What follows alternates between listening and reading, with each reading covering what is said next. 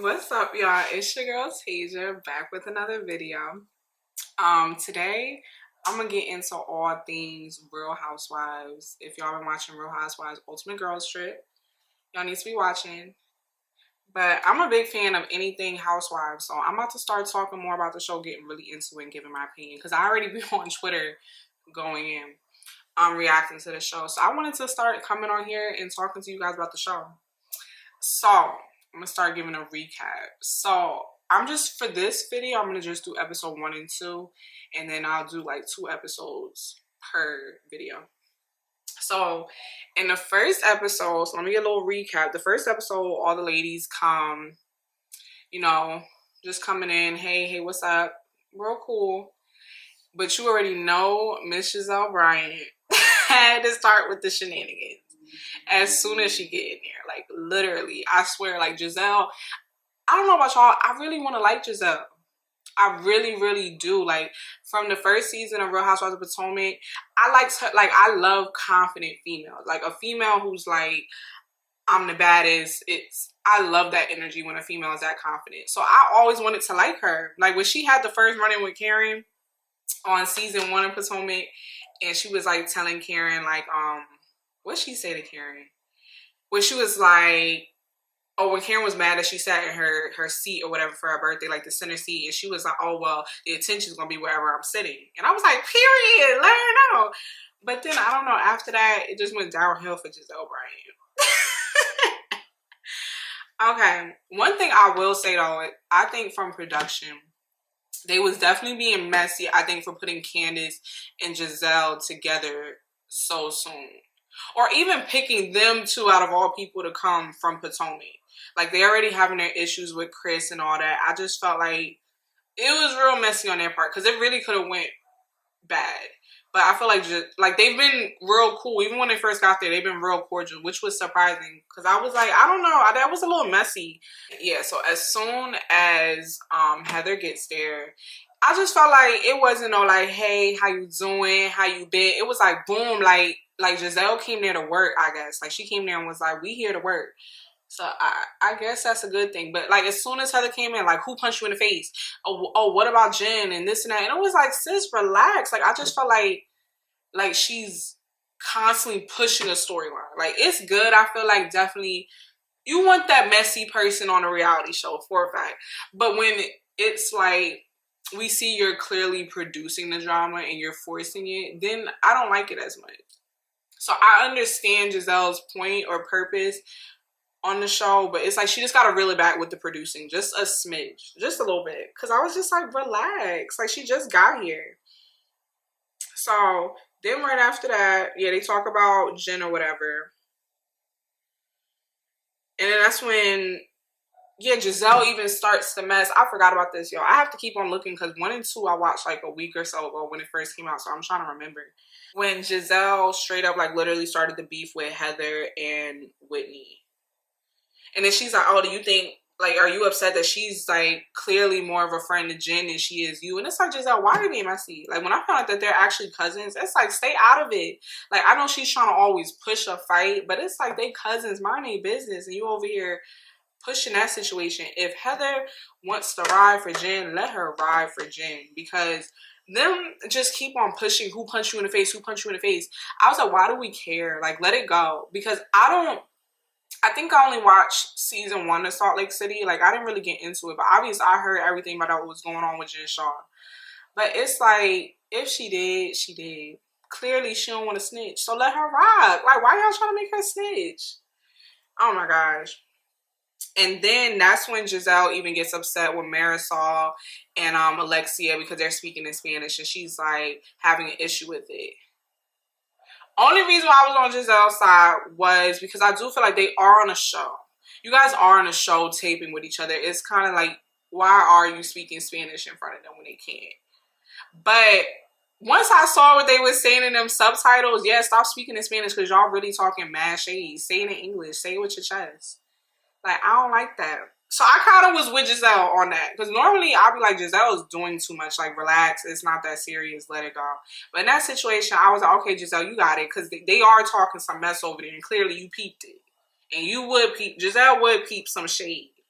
And I'm not gonna lie, with Heather and Leah,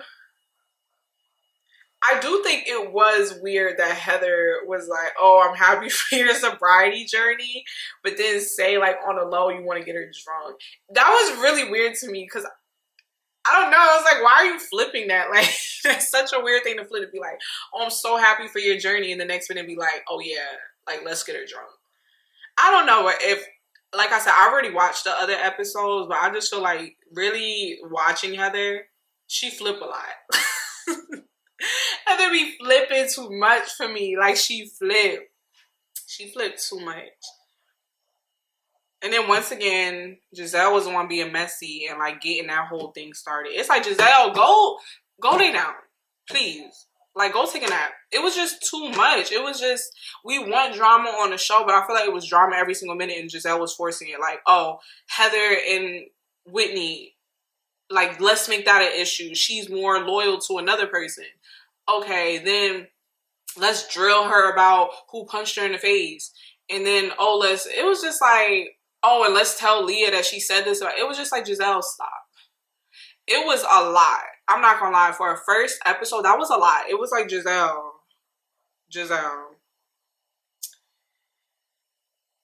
Yeah, and then Whitney, she throws some shade or whatever, like letting Heather know, like, you're just up Portia's bush or whatever because she got a whole lot of followers on Instagram.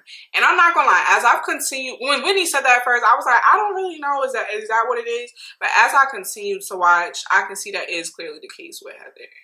Heather really just go with the, I don't know if it's about the followers at least or like clout or whatever, like how Whitney was saying it, but she definitely like switches how I was just saying before. Like if she want me to be over here, want me to over there.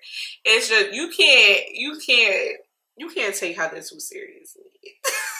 I don't know why Whitney is. I feel like Whitney, that's your cousin. And you clearly probably don't know her for a little minute. I only done seen her for these, 6 episodes? And I'm already learning Heather. And I'm already like, okay, let her rock. Clearly you can't pay her no attention. But you gotta get with the program, sis. You can't pay Heather no attention. She flipped. It's like, just nod your head. That's all you really can do. Yeah, then they was talking about like micro penises or whatever and talking about like, yeah, I don't want a man with a small, I don't know where that conversation kind of came from. But I remember Heather was kind of saying like she's not against anything. Like as long as it's there, it's there. I don't have a comment on that.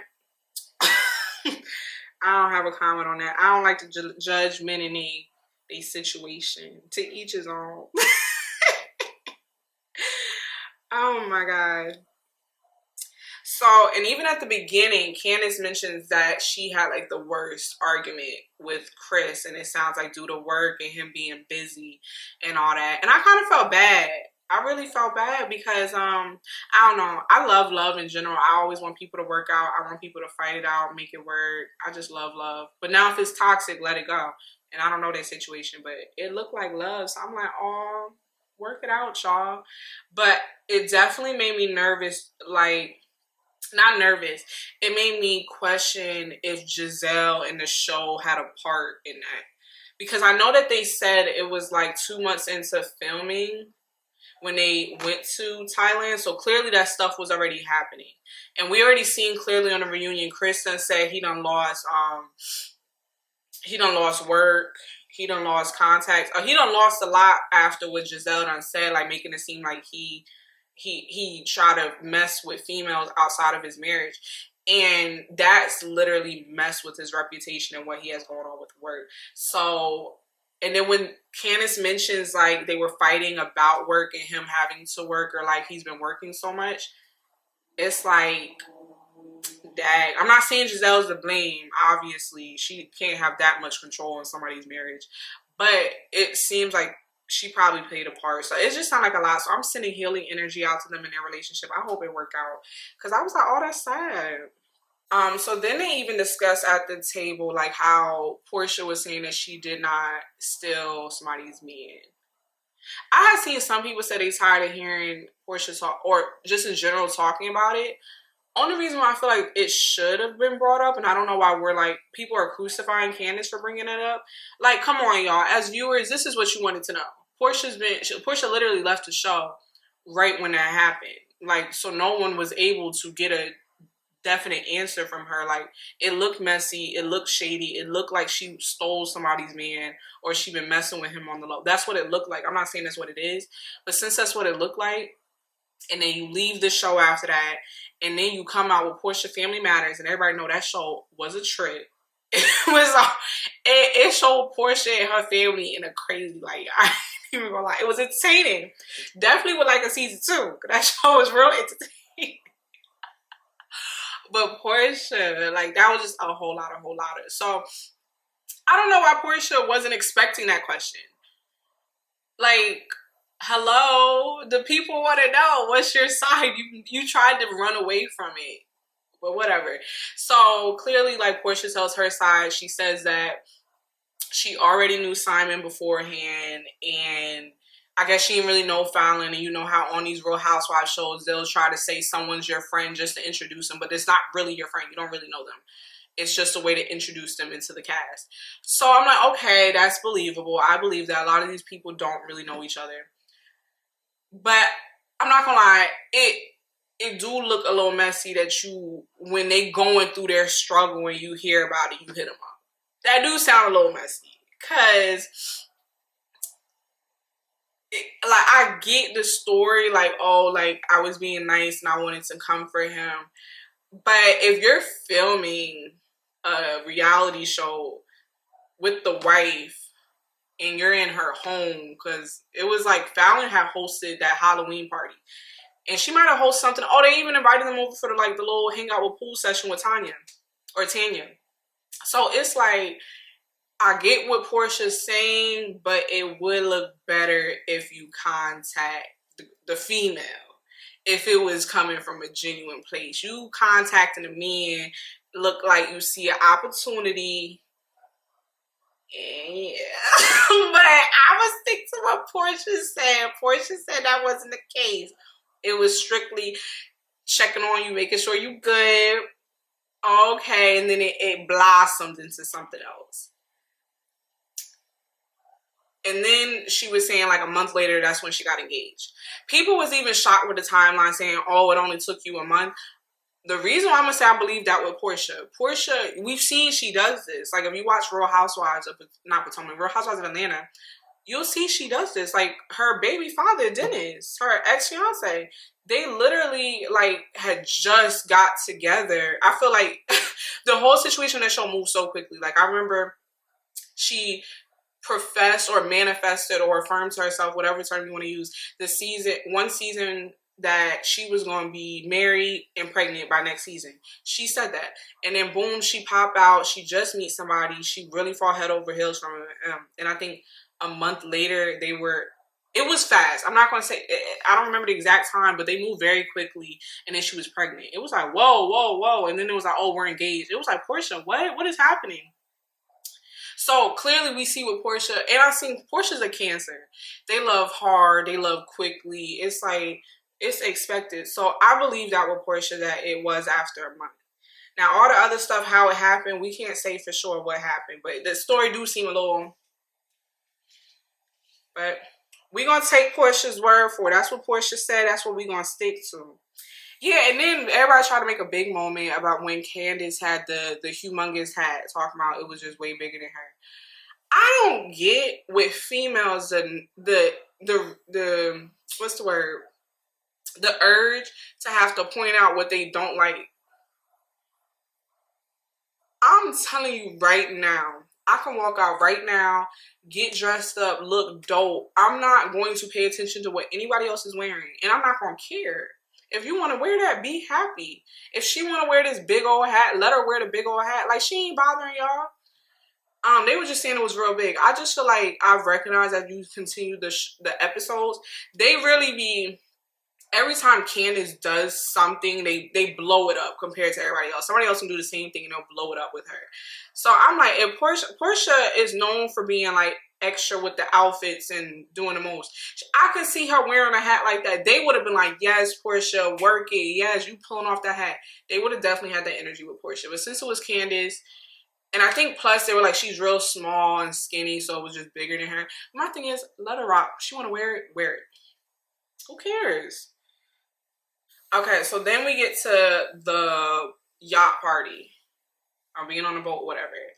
That was just crazy, watching all that. And one thing I did not like, because if y'all peep this, Portia's the first one to jump up and to console someone, which is very like, oh, that's really sweet. But then the first one to say some slick stuff to the person that she's consoling. And I'm like, where they do that at? If you gonna console the girl, console the girl. If you gonna talk shade from across the room. But don't try to come up to somebody and be like, oh, but yeah, you was doing something. It's like, what?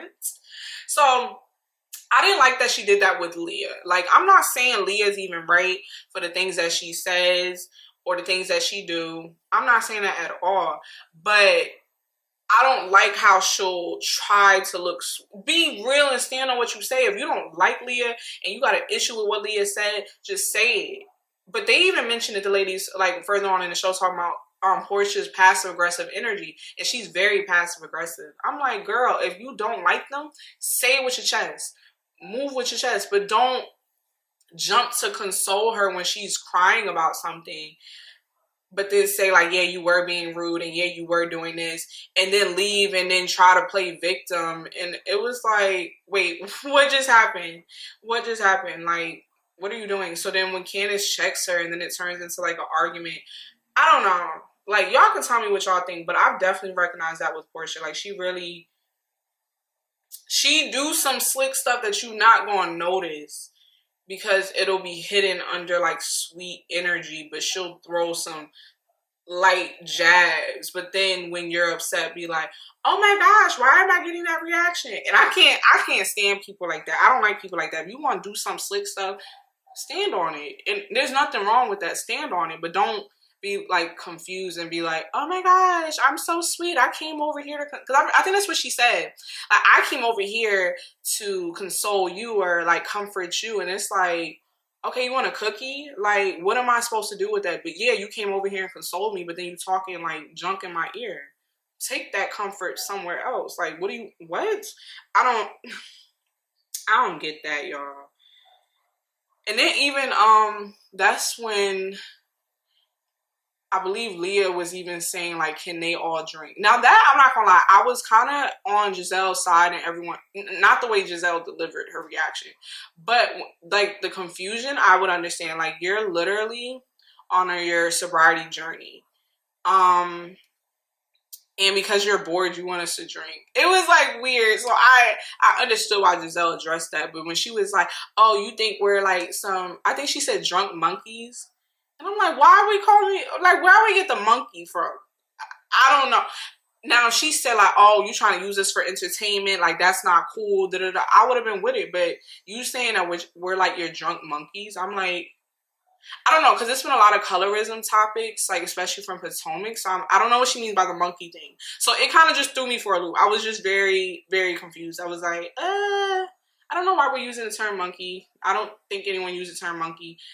Now, is she using y'all for entertainment? Maybe, but I don't know. Giselle be dragging some things. Like, she be looking for the moment, for a fact. Okay, y'all, so that was the end of episode 1. Let's get into episode 2. Okay, so then Leah, she sets up the trip for them to go to, like, the elephants with the mud and everything. I don't know. I've never been to Thailand, so I don't know, like, the type of tourist activities. That's a little interesting. I don't know if I would want to, like, be in a bathing suit and, like, walk around in mud and then rub mud onto the elephant. I don't know. Like I said, I've never been to Thailand. Maybe that's clearly a thing. I don't know if that's an activity I would want to do. Just be in mud. Now, being around the elephant, yes, I would love to be around the elephant and like pet the elephant, all that. But I don't know. Not really my thing. And that's when you see Portia have her little fun moment where she's throwing mud at people. And then I remember like she threw it right on Giselle's butt. That was cool. That was like the first scene I feel like, okay, they're laughing, they're vibing, good vibes.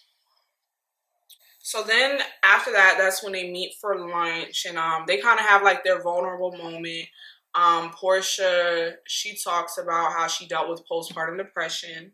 So I feel like that was good to talk about, bring light to it. And I like that females are bringing more light to a situation that clearly affects a lot of females. So it was good for her to talk about her story.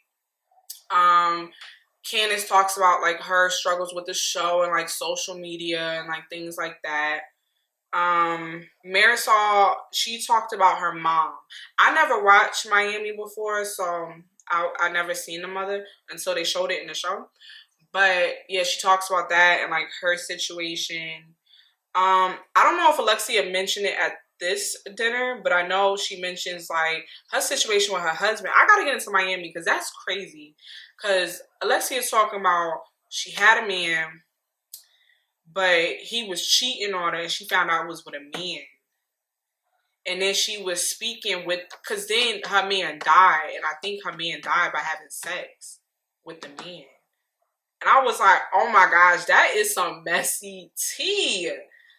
That's scary, y'all. It's getting crazy out here. I'm not gonna lie, with that type of stuff, it's getting crazy. Like, but yeah, she found out her man was sleeping with another man, and she had to find out the details from the lover about what had happened, because I believe he died in a moment.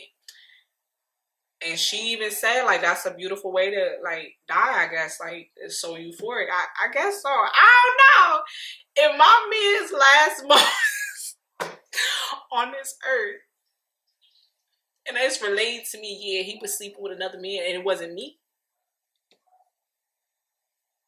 It's just a... That's crazy. I don't know. That's crazy. She was cool with it. It seemed like she's healed from it, so good for her.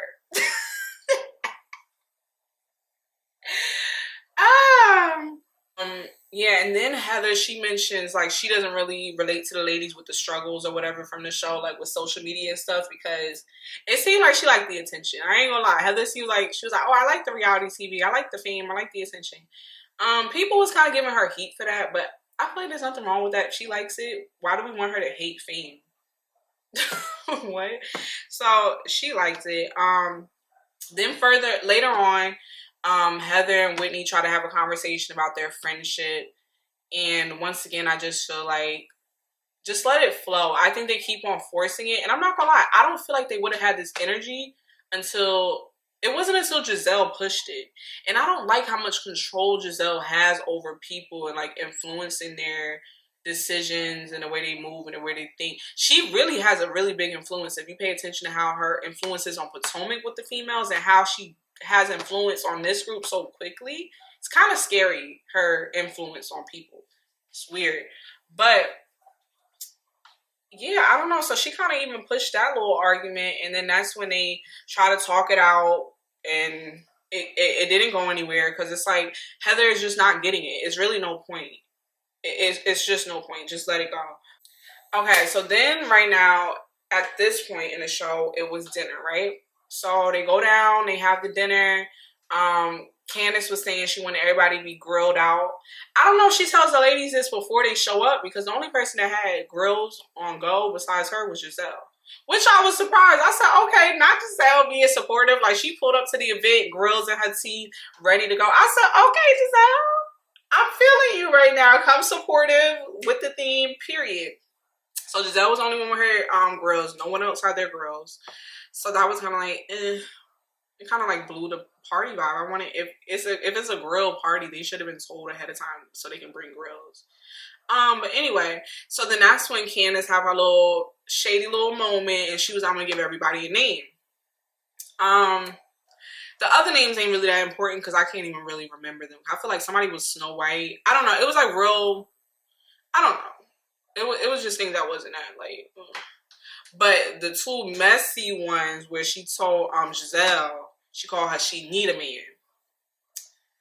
And I was like, okay. And mind you, I don't know why people say Giselle can't get a man. She don't. I'm pretty sure, I really feel like deep down, because I seen Giselle as a Virgo. Virgo's real low-key and private, but have a whole relationship on the low. I know, I'm a Virgo moon, so I can relate. I be having a whole relationship and nobody would know. So I understand that as a Virgo, you probably just don't be telling people about your relationship, but you have something for real. So, I don't know. I don't like that with Giselle. Now, when they say like Giselle needs a hobby or something because she's always up in everybody else's business, that I can agree with. But she needs a man. I feel like she probably gets some. She just doesn't broadcast it. But whatever. And oh, and Candace called herself Petty LaBelle. The only reason why people wasn't really feeling that name is because no one feels like Candace has ever been petty. That name really should go towards Gizelle, to be honest. Like, she's definitely petty and she does like some interesting things. But then the one that really rubbed people the wrong way was what she called Portia. She called her She Take a Man. And mind you, Candace said these are all alleged things, like things that she had heard, which was in the tabloids or in the rumors, like in the blogs, all that stuff. So you already know how Portia is. She'll play it off, act like it's not bothering her, but the whole time she's bothered. So instead of her just saying that, she'll start acting passive aggressive. And that's why, to be honest, that's why she's been really shady towards Candace towards the rest of the episodes. Like, Portia's the type, she will not say her issue, but act like she's okay and cool.